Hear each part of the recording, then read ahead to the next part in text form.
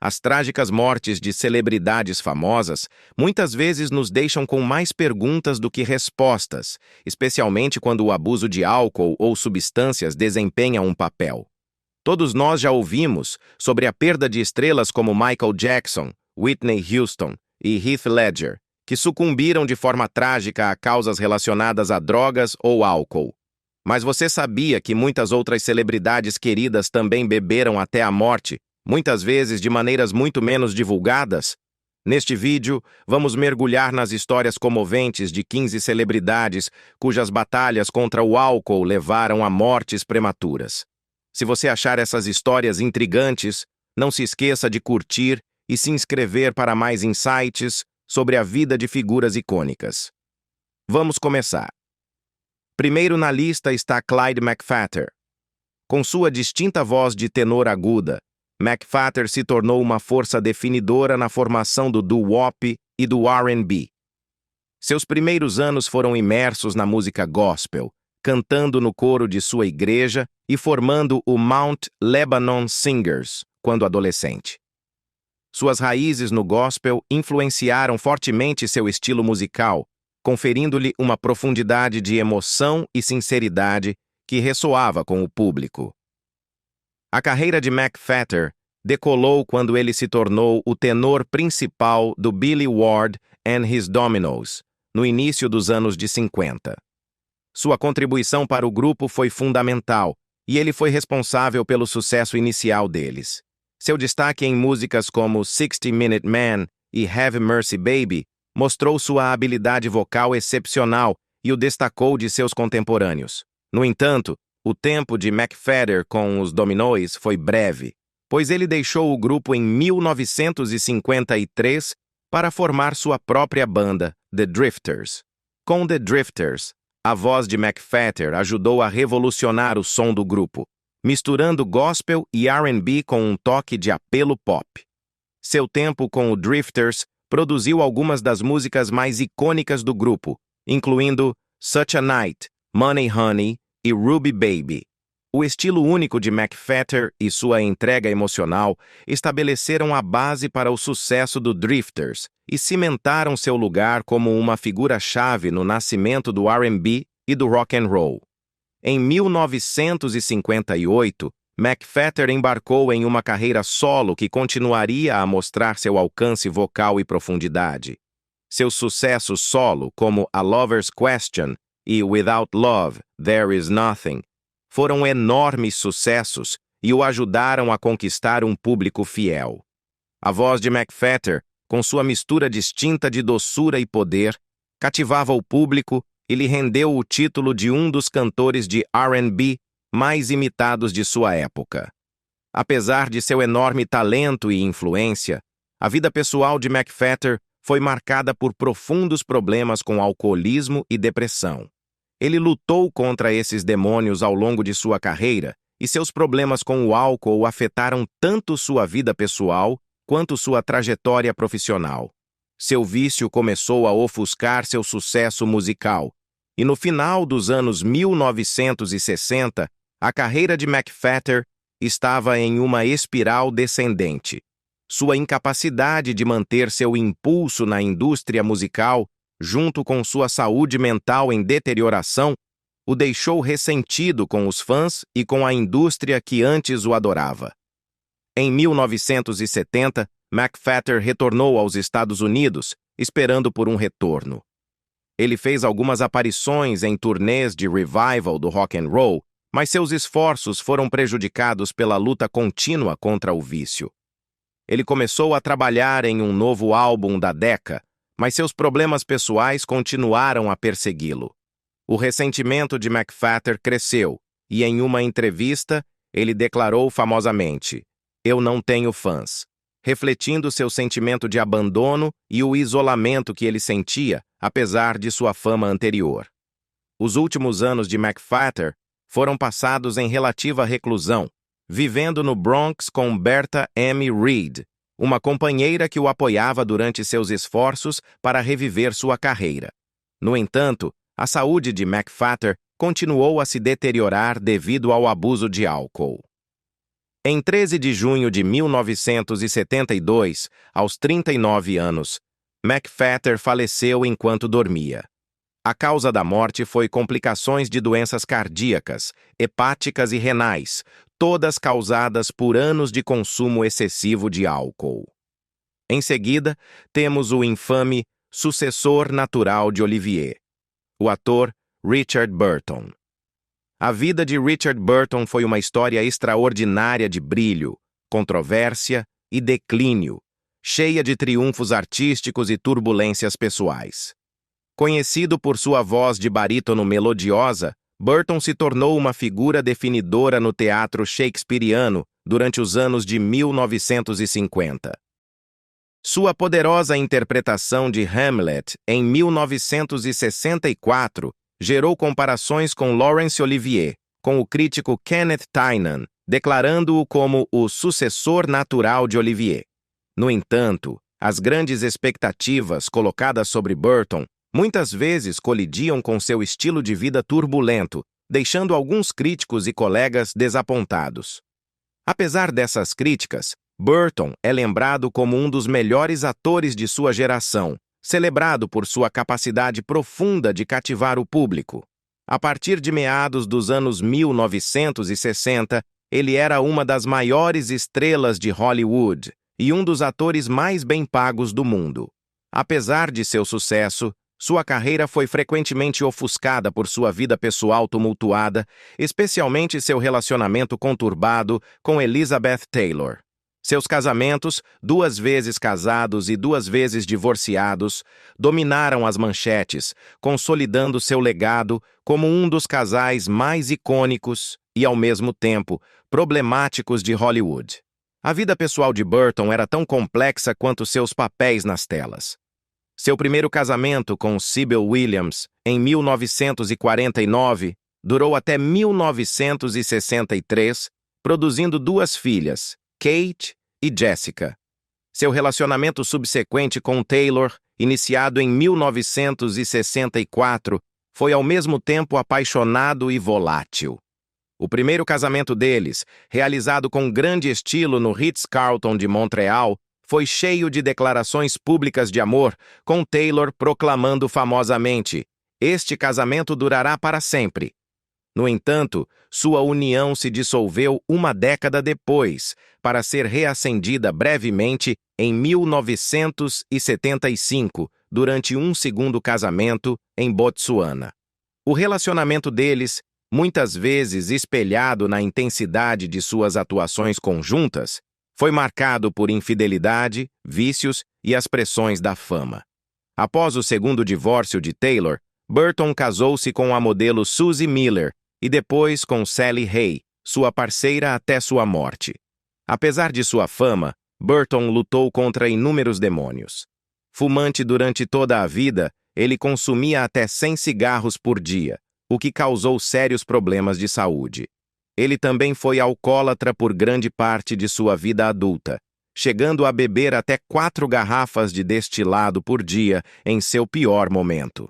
Seu consumo de álcool aumentou após o acidente paralisante de seu irmão Ifor, ocorrido depois de uma noite de bebedeira com Burton em 1968. Uma tragédia da qual Burton nunca se recuperou totalmente, especialmente após a morte de Ifor em 1972. Seu uso excessivo de álcool devastou sua saúde e carreira, contribuindo para um comportamento errático nos sets.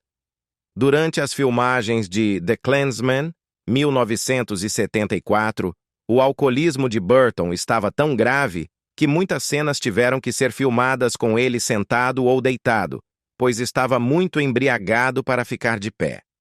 Refletindo sobre suas dificuldades, Burton admitiu usar o álcool como uma forma de escapar da morte monótona e vazia que ele sentia fora dos palcos. A saúde de Burton se deteriorou rapidamente nos últimos anos.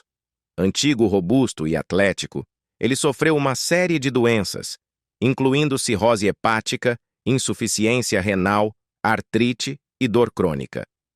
Apesar dos avisos médicos e tentativas de sobriedade, incluindo uma passagem por uma clínica de reabilitação, Seu estilo de vida teve um efeito devastador.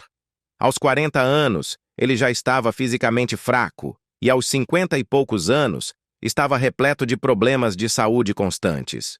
Os diários de Burton revelam um homem plenamente consciente de seu declínio, culpando o álcool pela destruição de sua vida e de seus relacionamentos.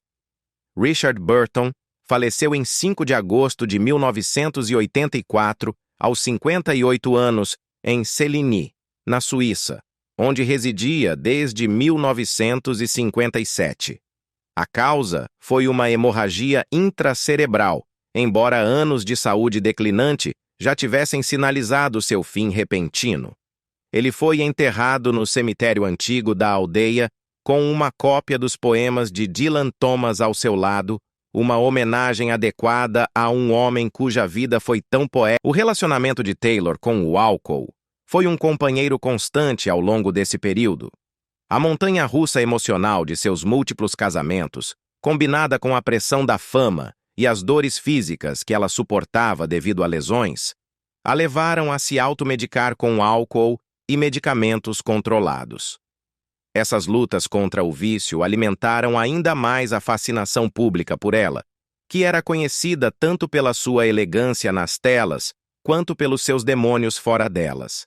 Apesar de sua imagem de estrela de cinema glamourosa, sua vida pessoal estava frequentemente em tumulto, e seu vício foi um dos capítulos mais dolorosos dessa história. Além dos casamentos e do vício, Taylor enfrentou várias doenças graves ao longo de sua vida, o que afetou seu corpo e sua mente. Ela nasceu com escoliose, o que provocou problemas crônicos nas costas, e sofreu de várias doenças, incluindo uma pneumonia quase fatal em 1961. Ao longo dos anos, passou por múltiplas cirurgias, incluindo uma histerectomia em 1968, e mais tarde, substituições de quadril e cirurgia para um tumor benigno no cérebro. Esses desafios de saúde apenas acrescentaram mais pressão à sua já turbulenta vida pessoal. Apesar dessas lutas, Taylor levou um estilo de vida de jet set e se tornou famosa não apenas por sua atuação e relacionamentos, mas também por sua extraordinária coleção de joias, que incluía algumas das peças mais caras e procuradas do mundo. Sua coleção de joias se tornou um símbolo de sua riqueza e sofisticação, mas também representava o contraste entre sua imagem pública glamourosa e a dor que ela vivenciava em sua vida pessoal. A vida de Taylor, marcada tanto pelo sucesso brilhante quanto pelas tribulações comoventes, foi definida pela sua resiliência diante da adversidade. Ela lutou contra o vício, suportou crises de saúde e enfrentou o constante escrutínio da mídia, mas também construiu um legado impressionante, especialmente em seus anos mais maduros como filantropa.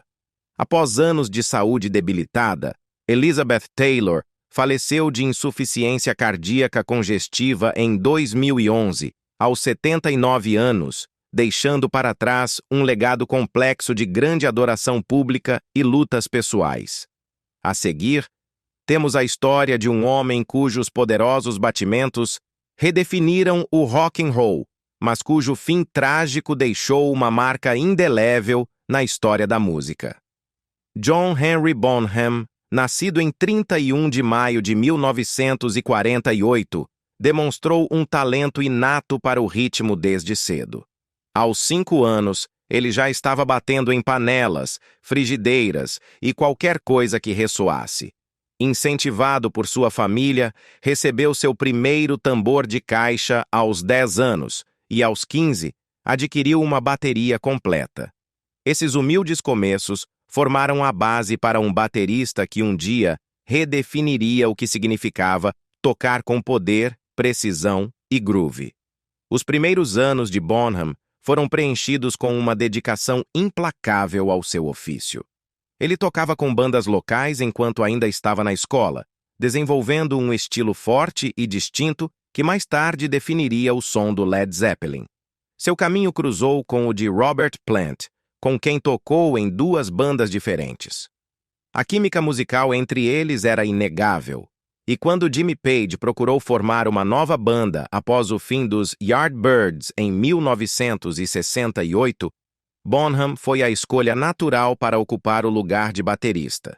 Junto ao baixista John Paul Jones, o Led Zeppelin nasceu, uma banda que alcançaria alturas sem precedentes na história do rock. Bonham não era apenas um baterista, ele era uma força da natureza. Conhecido por seu poder estrondoso, incrível velocidade e inovadora técnica de chute com um pé, seu estilo ultrapassou os limites do que a percussão do rock poderia alcançar. Seu solo de bateria icônico, Moby Dick, se tornou uma marca registrada dos shows do Led Zeppelin, frequentemente durando mais de 20 minutos, hipnotizando plateias ao redor do mundo. À medida que a banda crescia em fama, os kits de bateria de Bonham cresciam em tamanho e ambição, incluindo elementos como congas, tímpanos e até um imenso gong. No entanto, apesar de sua genialidade e status icônico, a vida de Bonham foi marcada por lutas internas.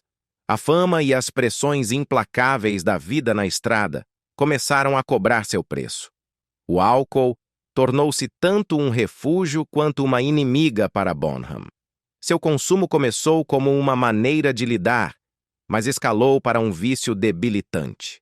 Aqueles mais próximos a ele frequentemente falavam sobre o contraste entre Bonham, o músico, forte, motivado e elétrico, e Bonham, o homem, vulnerável e lutando contra seus demônios.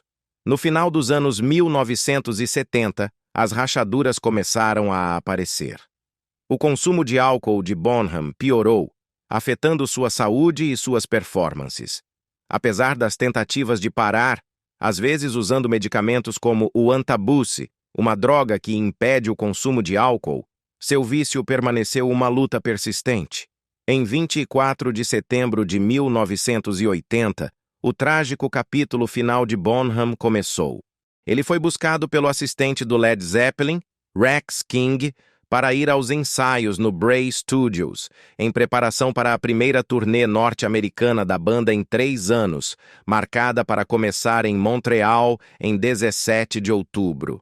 Durante a viagem de carro, Bonham pediu para parar para o café da manhã.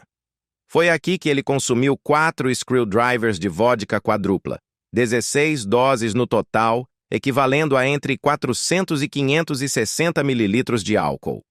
Nos ensaios, Bonham continuou a beber pesadamente e seu vício mais uma vez ofuscou seu imenso talento. A banda encerrou os ensaios tarde naquela noite e seguiu para a casa do guitarrista Jimmy Page, a Old Mill House, em Windsor.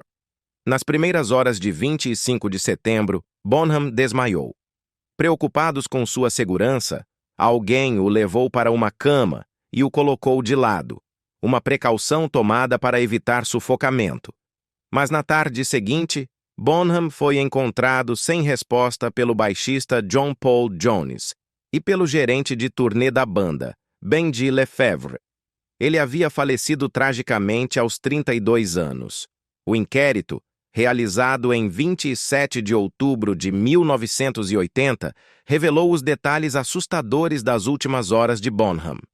Ao longo de 24 horas, ele havia consumido aproximadamente 40 doses, equivalente a 1 a 1,4 litros, de vodka a 40% de teor alcoólico.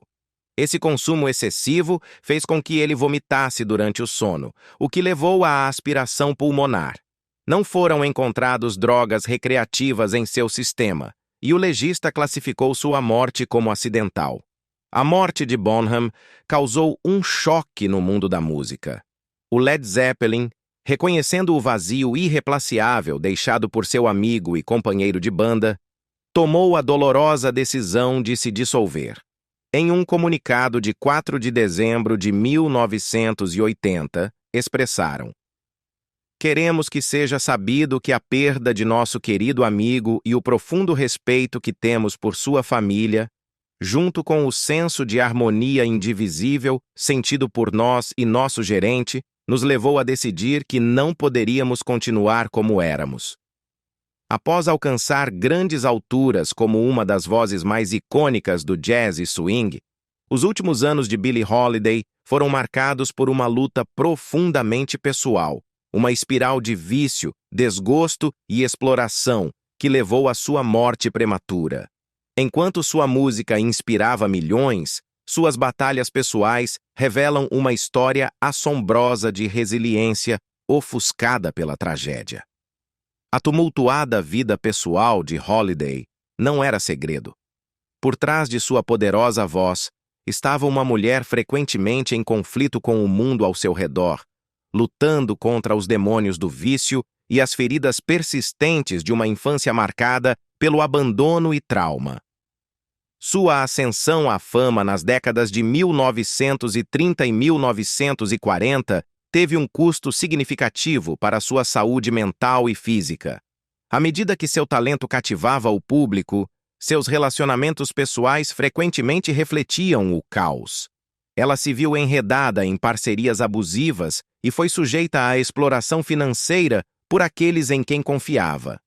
O vício em drogas tornou-se uma luta central em sua vida, exacerbada pela pressão da fama e pelo racismo que ela enfrentava como artista afro-americana de destaque.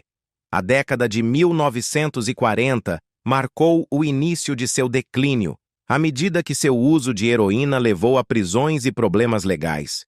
Em 1947, ela cumpriu uma sentença de prisão por posse de narcóticos, mas até mesmo a prisão não conseguiu diminuir o poder do vício. Embora seu retorno triunfante ao Carnegie Hall após sua liberação tenha lembrado o mundo de sua genialidade, também destacou a fragilidade de sua vida pessoal.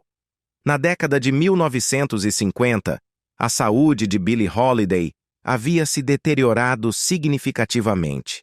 Sua voz, antes vibrante, capaz de transmitir tanto desgosto quanto triunfo, começou a mostrar os sinais do abuso prolongado de substâncias e do consumo excessivo de álcool. Seu estilo de vida cobrou um preço devastador em seu corpo, particularmente no fígado. No início de 1959, ela foi diagnosticada com cirrose, uma condição grave do fígado causada pelo abuso prolongado de álcool. Embora os médicos tenham insistido para que ela parasse de beber, Holiday não conseguiu manter a sobriedade. Suas tentativas de cumprir foram de curta duração e o dano ao seu corpo se tornou irreversível. À medida que sua saúde piorava rapidamente, seus amigos e colegas ficavam cada vez mais alarmados. Em maio de 1959, Holiday havia perdido mais de 9 quilos e estava visivelmente frágil. Seu empresário, Joe Glazer, e outros próximos a ela pediram que ela procurasse ajuda médica. Finalmente, em 31 de maio, ela foi internada no Hospital Metropolitan de Nova York. O diagnóstico foi sombrio. Ela sofria de doenças no fígado e no coração. Apesar de sua condição crítica, as indignidades de sua vida continuavam a assombrá-la. Agentes da narcóticos invadiram seu quarto no hospital, apreenderam por posse de drogas e a colocaram sob guarda policial, mesmo enquanto ela estava à beira da morte. Em meados de julho, a condição de Billie Holiday já era irreversível. Em 15 de julho de 1959, ela recebeu a unção dos enfermos, um reconhecimento solene de sua morte iminente.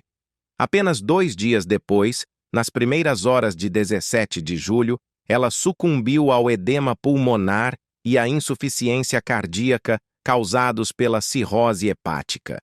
Ela tinha apenas 44 anos. A imagem da Lady Day, antes radiante e pioneira, reduzida a uma figura frágil lutando contra os estragos do vício, é um testemunho duro e comovente do custo humano de suas lutas. Os últimos dias de Holiday não foram apenas trágicos, mas também emblemáticos da exploração que ela sofreu ao longo de sua vida. Ela morreu quase sem dinheiro, com apenas 70 centavos em sua conta bancária. Uma realidade devastadora para uma artista cuja música tocou os corações de milhões. Mesmo seus arranjos funerários refletiram o caos de sua vida, pois seu marido separado, Louis McKay, gerenciou seu funeral, apesar do relacionamento tumultuado entre eles. Seu funeral, realizado em 21 de julho de 1959, na Igreja de São Paulo, no Manhattan, contou com centenas de mourners, um testemunho do amor e admiração duradouros por sua arte. Ela foi enterrada no cemitério St. Raymond's, no Bronx. Michael P. Gracie II, um compositor e produtor de Manhattan, assumiu os custos do funeral, um pequeno, mas tocante gesto de bondade que destacou o quão longe Holiday havia caído desde os altos picos de sua fama. Refletindo sobre sua morte, Gilbert Milstein, do The New York Times, capturou a tragédia de sua vida com palavras assombrosas. Os vermes de todo tipo de excessos, as drogas eram apenas a devoraram. Ela havia sido impressionantemente bonita, mas seu talento foi desperdiçado. A observação de Milstein serve como um lembrete sóbrio da fragilidade até das estrelas mais brilhantes. Conhecido como um cantor e compositor pioneiro da música country, o legado de Hank Williams continua a ressoar, com 55 singles alcançando o top 10 da Billboard Country and Western Best Sellers, dos quais 12 conquistaram o primeiro lugar. Apesar de seu sucesso notável, a vida de Hank foi marcada por turbulências e lutas pessoais, principalmente sua batalha contra o alcoolismo e o vício, que acabaram levando à sua morte precoce aos 29 anos. Hank Williams, nascido em Mount Olive, Alabama, em 17 de setembro de 1923, tornou-se uma figura lendária na música country. Mas sua vida pessoal foi ofuscada por um vício debilitante em álcool e analgésicos. Sua luta contra essas substâncias começou cedo, mesmo quando sua carreira musical decolava com sucessos como Move It On Over, 1947, e Lovesick Blues, 1949, o que lhe garantiu um lugar no Grand Ole Opry. Apesar do sucesso, o alcoolismo de Hank devastou sua vida pessoal. Seu primeiro casamento com Audrey Shepard terminou em 1952 devido ao seu comportamento errático e infidelidades, e sua saúde começou a se deteriorar rapidamente. Até o final de 1952, o vício de Hank havia causado um grande impacto. Em 31 de dezembro, ele saiu para uma apresentação, mas, após uma longa viagem e consumo excessivo de álcool, sua saúde piorou ainda mais. Hank Williams foi encontrado morto no banco de trás de um carro em Oak Hill, West Virginia, em 1º de janeiro de 1953. A causa de sua morte foi insuficiência cardíaca, agravada pelo seu abuso crônico de álcool. Sua morte marcou o fim de uma vida tragicamente curta, mas sua música continuou a ressoar. Sucessos póstumos como Your Cheating Heart consolidaram seu legado, influenciando gerações de músicos. De maneira similar, Brian Jones, o membro fundador dos Rolling Stones, também foi um ícone musical cuja vida foi marcada pelo abuso de substâncias. Um guitarrista talentoso, Jones foi fundamental para moldar o som da banda, mas à medida que o sucesso dos Stones crescia, suas lutas com álcool e drogas se intensificaram. Em 1969, seu vício havia afetado sua saúde física e seus relacionamentos dentro da banda, levando à sua demissão dos Rolling Stones em junho daquele ano. Em 3 de julho de 1969, Jones foi encontrado morto aos 27 anos, afogado na piscina de sua casa em East Sussex. Sua morte foi considerada como morte por acidente, com o legista citando os danos físicos de anos de abuso de substâncias. A morte de Jones marcou a perda de um inovador do rock, se juntando a outros ícones da música, como Jimi Hendrix e Jim Morrison, que morreram jovens devido a lutas semelhantes com vícios. Jack Kerouac, uma figura central na geração beat, também sucumbiu ao controle destrutivo do alcoolismo. Sua carreira como romancista e poeta conhecida por obras como On the Road, foi ofuscada por suas batalhas pessoais. O alcoolismo de Kerouac, somado à sua depressão e isolamento, levou à sua morte aos 47 anos devido a hemorragias internas causadas pela cirrose hepática em 20 de outubro de 1969. Sua vida e obra permanecem um testemunho da criatividade e do caos que frequentemente acompanham o vício. Kerouac cresceu em uma casa de língua francesa e não aprendeu inglês até os 6 anos de idade. Mesmo como adolescente, seu sotaque era marcante. Serviu na Marinha Mercante dos Ienewa durante a Segunda Guerra Mundial e começou a escrever durante esse período, eventualmente completando seu primeiro romance, que só seria publicado décadas após sua morte. Seu primeiro trabalho publicado, The Town and the City, 1950, obteve algumas críticas positivas, mas não alcançou sucesso comercial. Influenciado pela leitura de Thomas Wolfe, o livro tratava de temas como a vida de cidade pequena versus o mundo dinâmico da cidade.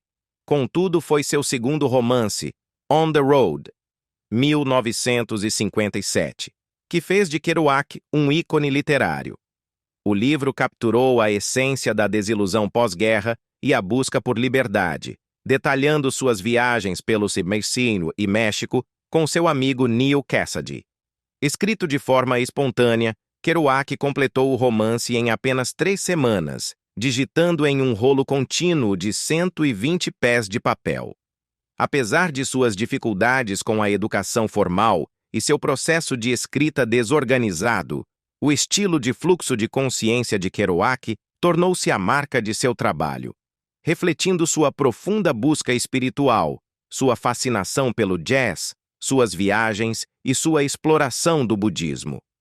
Embora tenha se tornado uma celebridade underground, reverenciada por uma geração de pensadores e artistas, a vida pessoal de Kerouac foi marcada por turbulências. Ele lutava com profunda solidão, depressão e o peso de sua própria fama. Sua vida também foi ofuscada pela crescente dependência do álcool. Sua bebida não era apenas parte de sua rotina, ela se tornou a lente através da qual ele via a vida. Ele teve múltiplos casamentos, mas seus relacionamentos sofreram com o peso de seu vício. Ele frequentemente se afastava de amigos e familiares, e seu trabalho, embora inovador, parecia refletir o caos de sua existência pessoal. O descenso de Kerouac no alcoolismo causou um impacto ao longo dos anos, culminando em sua trágica e prematura morte. Na manhã de 20 de outubro de 1969, enquanto morava em St. Petersburg, Flórida, Kerouac estava trabalhando em um livro sobre a gráfica de seu pai. Mas um súbito mal-estar o forçou a correr para o banheiro, onde começou a vomitar sangue. Ele foi levado ao Hospital São Anthony's, sofrendo de uma hemorragia esofágica. Apesar de receber várias transfusões de sangue e passar por uma cirurgia, seu fígado, destruído pelo abuso prolongado de álcool, não suportou o estresse. Seu sangue não coagiu, e ele nunca recobrou a consciência após a operação. Ele morreu na manhã seguinte, aos 47 anos. Sua morte foi atribuída a uma hemorragia interna causada pela cirrose hepática, resultado direto do consumo de álcool.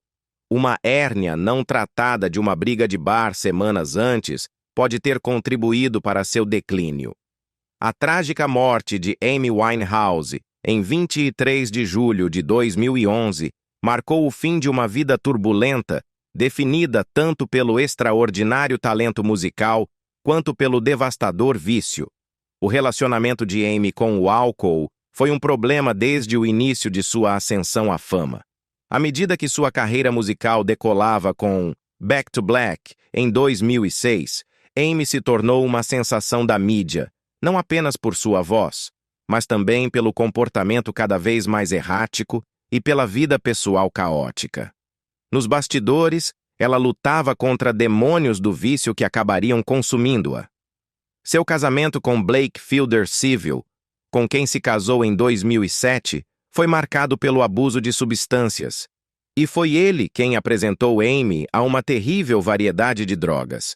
Embora ela tenha se divorciado dele em 2009, as cicatrizes de seu relacionamento tóxico e sua dependência de álcool e drogas permaneceram. Durante sua carreira, o vício de Amy foi bem documentado, com frequentes incidentes públicos de embriaguez, explosões emocionais e apresentações erráticas. Ela tentou reabilitar-se várias vezes, indo para centros de reabilitação no Reino Unido e nos EUNOA. Mas sua luta contra o vício se mostrou forte demais para ser vencida. Quando 2011 chegou, ela já havia recaído várias vezes e sua saúde estava visivelmente deteriorada. Ela estava perdendo peso, parecendo esquelética, e sua personalidade vibrante havia sido substituída por um crescente sentimento de isolamento. Nas semanas que antecederam sua morte, o relacionamento de Amy com o álcool se intensificou. Apesar de várias tentativas de reabilitação, sua dependência de álcool se tornou mais grave. Nas semanas anteriores à sua morte, ela foi vista em vários bares, onde foi vista bebendo intensamente. Amigos e familiares expressaram preocupação com sua saúde, com muitos comentando sobre sua condição visivelmente ruim. Mesmo que Amy tivesse tentado se abster do álcool, cada tentativa era seguida por uma recaída que a empurrava para um desespero ainda maior. De fato, Amy lutava para manter a sobriedade nos meses que antecederam sua morte, e muitos próximos a ela temiam que ela estivesse à beira do colapso. Na noite anterior à sua morte, Amy estava em Camden, Londres, onde supostamente bebeu bastante. De acordo com seus amigos e associados, ela estava em bom humor, mas ainda sob o domínio de seu vício. Disse-se que ela estava bebendo vinho em sua casa nas horas que antecederam sua morte. Apesar de um longo histórico de abuso de substâncias e o impacto disso em seu corpo, ela estava determinada a enfrentar amanhã com uma nova perspectiva. Ela expressou o desejo de se limpar novamente, mas o veneno do álcool já havia causado danos irreparáveis. Na manhã de 23 de julho de 2011, começou o último capítulo de Amy. Seu segurança, que havia verificado seu estado mais cedo pela manhã, voltou à sua casa depois de algumas horas e a encontrou sem sinais de vida. Amy foi encontrada deitada na cama em sua casa em Camden, sem sinais de vida. Os paramédicos foram chamados imediatamente, mas quando chegaram, ela já havia falecido. A causa da morte foi posteriormente confirmada como envenenamento alcoólico. Relatórios toxicológicos revelaram que seu nível de álcool no sangue era mais de 5 vezes o limite legal, indicando a gravidade de sua bebedeira. Embora não houvesse evidências de crime ou drogas envolvidas, ficou claro que o álcool desempenhou um papel fatal em sua morte. Sua morte, aos 27 anos, foi particularmente trágica, pois a colocou no infame Clube dos 27, um grupo de músicos e artistas icônicos que morreram na mesma idade, incluindo Kurt Cobain, Jimi Hendrix, Janis Joplin e Jim Morrison. O fato de ela ter morrido tão jovem, com tanto potencial, só aumentou a dor que envolvia sua morte. Após a morte de Amy Winehouse, muitos refletiram sobre a natureza trágica de sua vida, como sua fama, combinada com suas batalhas contra o vício, levou à sua morte precoce e sem sentido. Apesar de sua persona pública caótica e de sua vida pessoal turbulenta, as conquistas musicais de Amy permanecem um testemunho de seu imenso talento. Canções como Rehab e Back to Black continuam a ressoar com o público, oferecendo uma visão da dor e da resiliência que a definiram. David Cassidy foi o ídolo teen que se tornou um ícone da cultura pop nos anos 70. Sua interpretação do filho charmoso e talentoso de Shirley Partridge, interpretado por sua madrasta na vida real, Shirley Jones, catapultou-o à fama e fez dele um superastro no mundo da música. Seus hits pop contagiantes e seu status de galã fizeram dele a voz de uma geração de fãs, mas por trás da fama, a vida de Cassidy seria marcada por lutas contra o vício, desafios familiares e problemas de saúde. Cassidy teve uma infância complicada. Criado principalmente por seus avós maternos em West Orange, New Jersey, ele ficou surpreso ao descobrir que seus pais haviam se divorciado 2 anos antes de ele ser informado.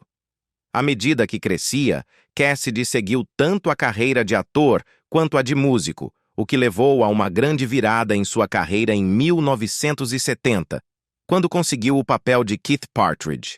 Embora The Partridge Family tenha sido um grande sucesso, Cassidy logo ficou sobrecarregado com as pressões de ser ídolo teen e desejava se afastar da imagem que o tornara famoso. As lutas de Cassidy com o vício em álcool se tornaram uma parte definidora de sua vida.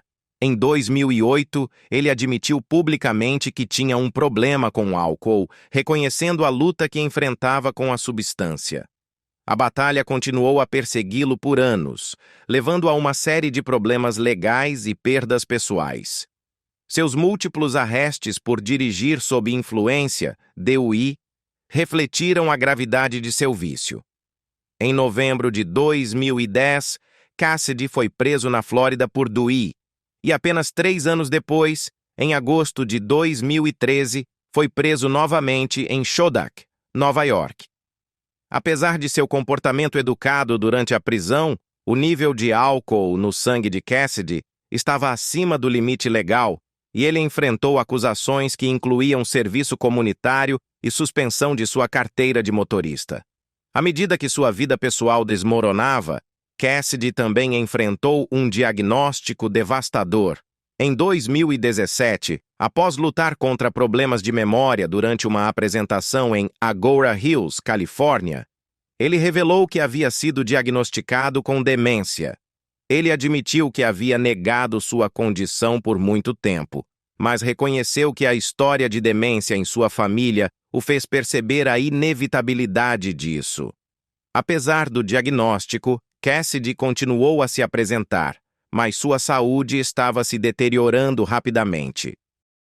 Ainda naquele ano, a saúde de Cassidy piorou.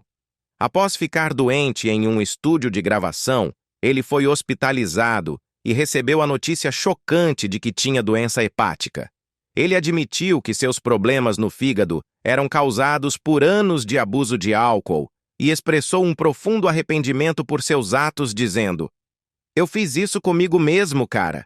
Eu fiz isso comigo mesmo para cobrir a tristeza e o vazio." Cassidy estava em negação sobre a gravidade de sua bebedeira, dizendo à sua família que havia parado, quando na realidade a intoxicação alcoólica havia devastado seu corpo. Em 18 de novembro de 2017, Cassidy foi levado às pressas ao hospital com falência hepática e renal. Ele foi colocado em coma induzido, e os médicos esperavam estabilizá-lo por tempo suficiente para encontrar um fígado para o transplante. Mas seu corpo, enfraquecido pelos anos de abuso de álcool, não aguentou o dano. Em 21 de novembro de 2017, aos 67 anos, Cassidy faleceu.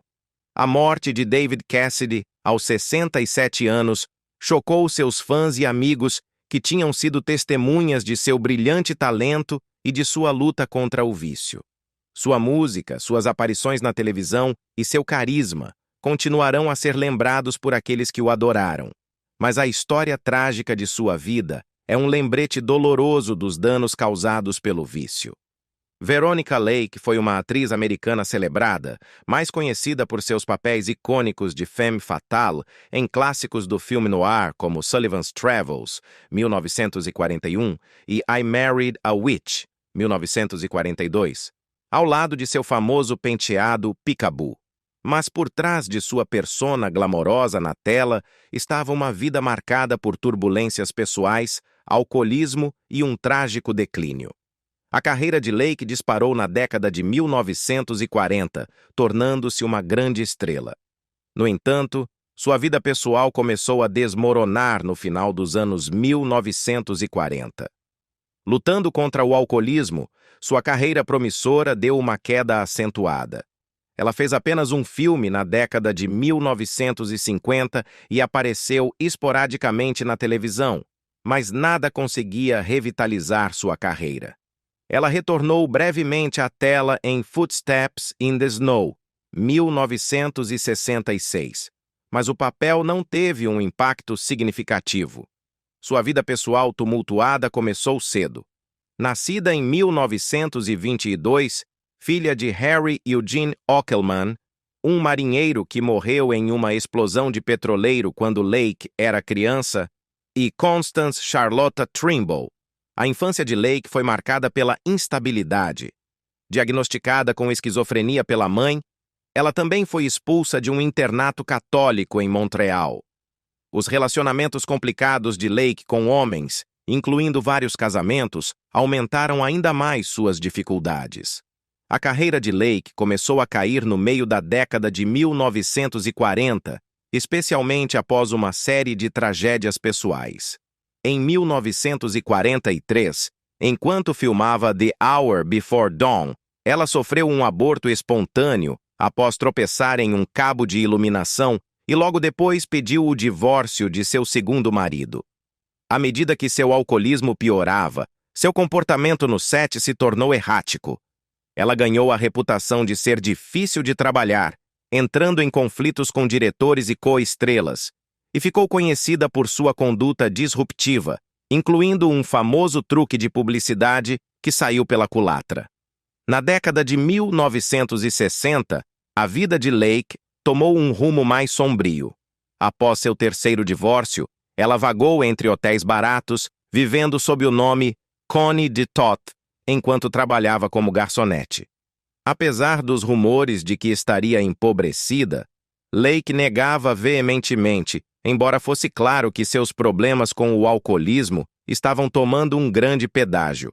Seus problemas pessoais estavam frequentemente sob os holofotes, levando ao seu declínio de uma estrela que já foi glamourosa.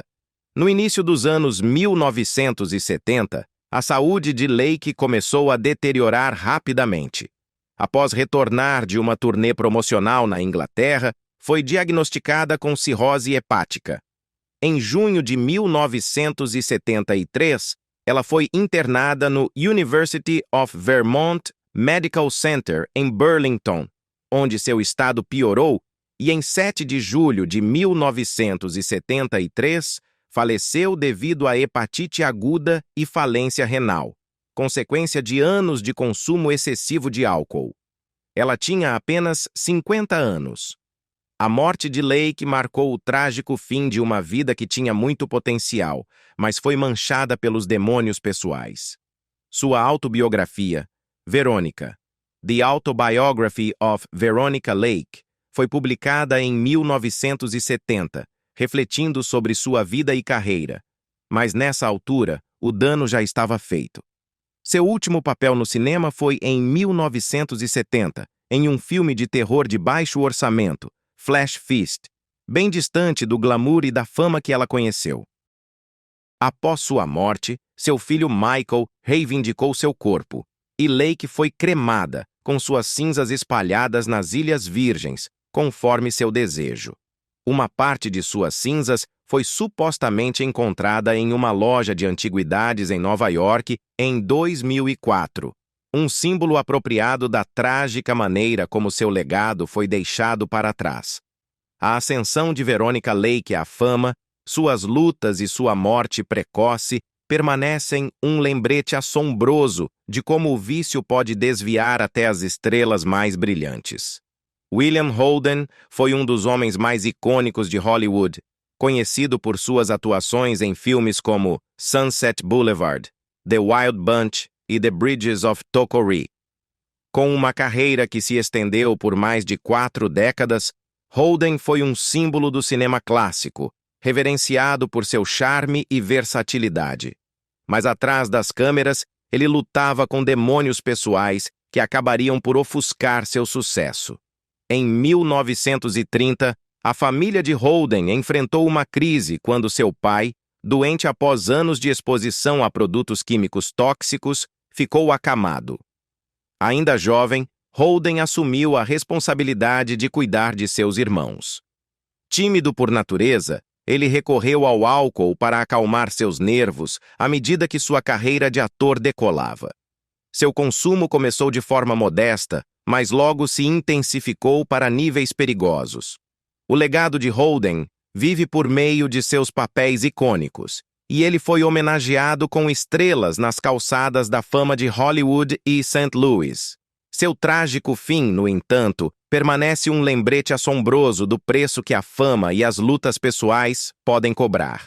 Apesar de seu sucesso em filmes como Golden Boy e Invisible Stripes, o alcoolismo de Holden cresceu. Em 1966, ele se envolveu em um acidente de carro sob efeito de álcool na Itália, que matou outro motorista, resultando em uma sentença suspensa. No final de sua carreira, a batalha de Holden contra o álcool já havia causado um grande impacto. Em 12 de novembro de 1981, após uma noite de bebedeira, ele escorregou em um tapete em seu apartamento em Santa Mônica e bateu a cabeça em uma mesa de cabeceira. Ele morreu devido à hemorragia a poucos metros de um telefone. Morto por uma garrafa de vodka e uma mesa de cabeceira, observou Billy Wilder. Que triste despedida para um grande homem. O presidente Ronald Reagan emitiu uma declaração. Sinto uma grande tristeza. Fomos amigos por muitos anos. O que se pode dizer sobre um amigo de longa data? Um sentimento de perda pessoal, um homem admirável. Nossa amizade nunca se enfraqueceu.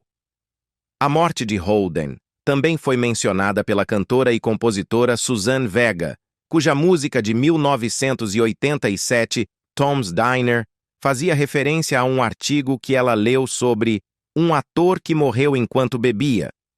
Vega, mais tarde, confirmou que a canção era sobre Holden.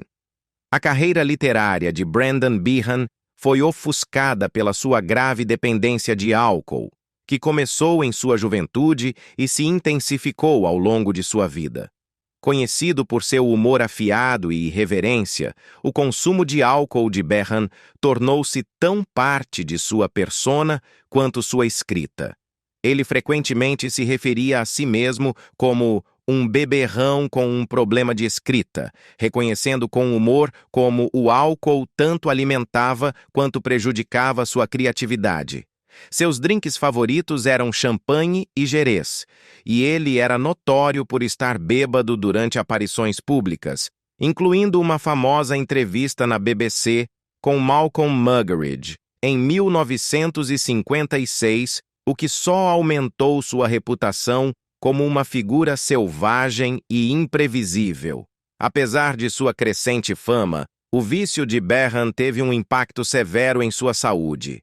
Seu diabetes, diagnosticado em 1956, piorou, levando a comas diabéticos regulares e convulsões. No início dos anos 1960, a imagem pública de Behan passou de escritor celebrado para uma figura trágica, cuja saúde e carreira estavam se desmoronando. Ele tentou combater seu vício, ficando sóbrio durante breves períodos, como uma estadia no Chelsea Hotel em Nova York e em um centro de tratamento em Toronto em 1961. No entanto, ele recaía repetidamente, com o álcool ganhando cada vez mais controle sobre ele. A dependência de álcool de Behan o impediu de terminar suas obras, com seus livros mais recentes sendo ditados em um gravador, pois ele já não conseguia escrever por longos períodos. Seu comportamento errático e a embriaguez pública alienaram amigos e fãs, e quando morreu aos 41 anos, sua saúde estava tão debilitada que ele já não podia mais escrever ou atuar. Lester Press Young, um dos saxofonistas tenor mais influentes do jazz, é lembrado por seu estilo único, que contrastava com o som mais forte de seus colegas. Conhecido por seu tom relaxado e cool e pelo uso inovador de harmonias sofisticadas, Young se tornou uma figura central no desenvolvimento do jazz. Mas por trás de seu gênio musical estava uma luta pessoal trágica, a dependência de álcool. À medida que sua carreira decolava, sua dependência de álcool também crescia. E no início dos anos 1950, isso começou a prejudicar gravemente sua saúde e arte. O problema com o álcool de Young se intensificou na década de 1950 e em 1951, suas performances começaram a sofrer. Sua execução, antes inovadora, tornou-se repetitiva, dependendo de frases familiares que careciam da criatividade pela qual era conhecido. Apesar de seu desejo de evitar ser um repetidor de lápis, um termo que ele mesmo cunhou para se referir a repetir suas próprias ideias passadas, sua capacidade de ultrapassar os limites musicais foi sufocada pelo vício. Em 1955, seu estado chegou a um ponto crítico e ele foi hospitalizado após uma crise nervosa. Após o tratamento, Young mostrou alguma melhoria, gravando sessões notáveis em 1956 com grandes nomes do jazz como Teddy Wilson, Roy Eldridge e Joe Jones. Esse ano marcou um breve renascimento em sua carreira, com uma turnê europeia bem-sucedida e apresentações que capturaram a profundidade emocional de sua execução. Um dos momentos mais tocantes aconteceu em dezembro de 1957, quando Young se reuniu com Billie Holiday para uma apresentação no especial de televisão da CBS, The Sound of Jazz. A interpretação de Fine and Mellow foi uma reflexão comovente de sua conexão profunda, embora conturbada, com Young, com seu solo descrito como uma obra-prima emocional pura. No entanto, os demônios pessoais de Young permaneceram. Sua saúde continuou a se deteriorar enquanto ele lutava para controlar o consumo de álcool. E em março de 1959, durante uma turnê pela Europa, seu estado físico piorou. Após uma série extenuante de apresentações, ele desabou devido a uma hemorragia interna em um voo de volta para Nova York. Apenas algumas horas depois de desembarcar, em 15 de março de 1959, Lester Young faleceu aos 49 anos. Sua morte, causada pelos estragos do alcoolismo, foi um fim devastador para a vida de um ícone do jazz. A ascensão de Barbara Payton à fama em Hollywood começou com sua performance cativante no filme de 1949 Trapped. Ela rapidamente chamou a atenção da indústria, realizando um teste de elenco para The Asphalt Jungle, embora o papel tenha ido para Marilyn Monroe. Em 1950, Payton estrelou ao lado de James Cagney em Kiss Tomorrow Goodbye, onde sua sensualidade crua e talento de atuação foram amplamente elogiados.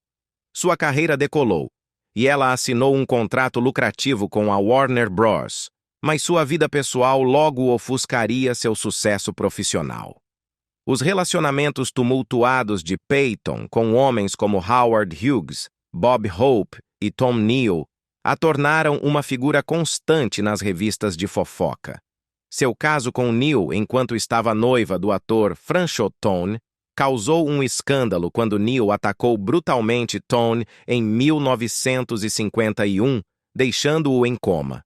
Apesar disso, Payton se casou com Tone, mas o casamento terminou quando ele descobriu que ela havia continuado seu caso com Neal, marcando o início da queda de sua carreira.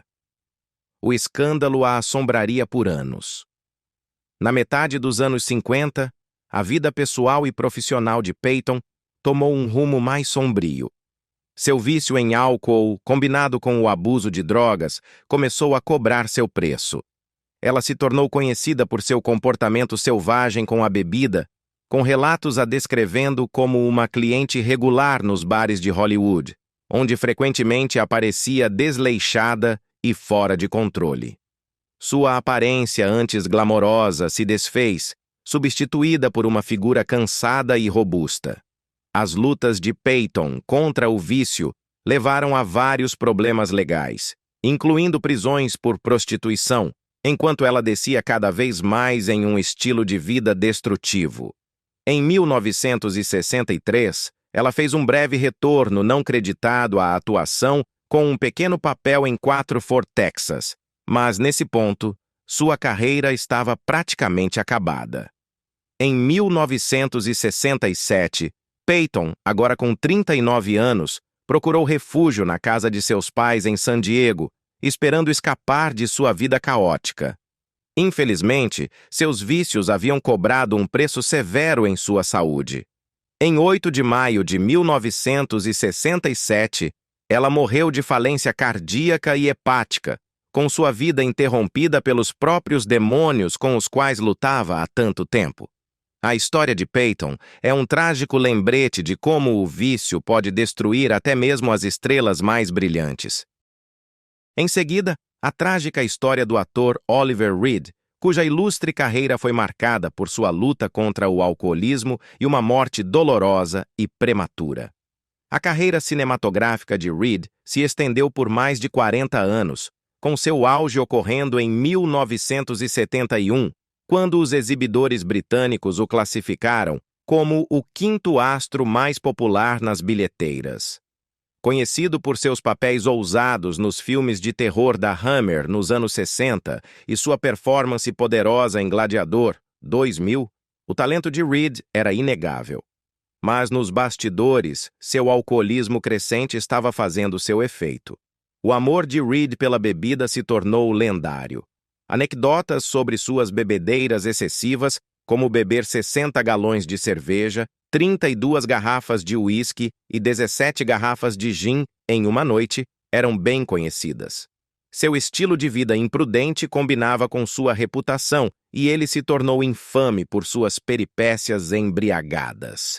Ele até desafiou um grupo de marinheiros para uma competição de bebidas durante uma pausa nas filmagens de Gladiador em 1999, o que acabou levando à sua trágica queda.